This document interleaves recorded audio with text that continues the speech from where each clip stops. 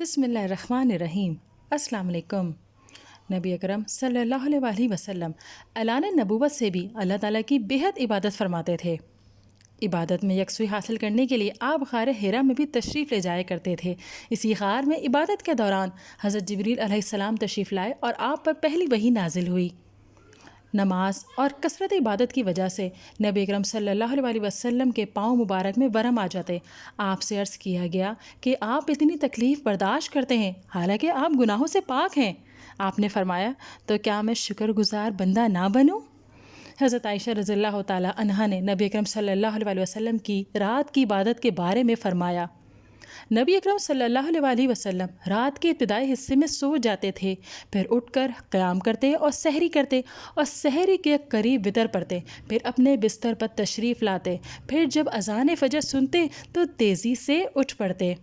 حضرت عائشہ رضی اللہ تعالیٰ عنہا فرماتی ہیں کہ جب رمضان المبارک کا آخری عشرہ آتا تو نبی اکرم صلی اللہ علیہ وسلم عبادت کے لیے خود بھی کمر بستہ ہو جاتے اور اپنے گھر والوں کو بھی عبادت کے لیے جگاتے تھے۔ دین اسلام میں عبادات میں میانہ روی اور اعتدال کا حکم دیتا ہے۔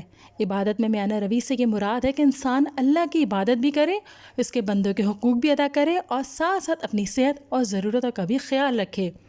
نبی اکرم صلی اللہ علیہ وسلم نے عبادات میں میانہ روی اور اعتدال اپنانے کا حکم دیا۔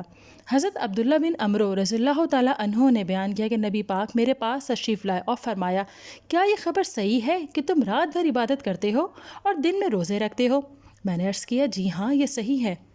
آپ نے فرمایا، ایسا نہ کرو، عبادت بھی کرو اور آرام بھی، روزے بھی رکھو اور کھاؤ پیو بھی، کیونکہ تمہارے جسم کا بھی تم پر حق ہے، آنکھوں کا بھی تم پر حق ہے، تم سے ملاقات کے لیے آنے والوں کا بھی تم پر حق ہے، بیوی کا بھی تم پر حق ہے۔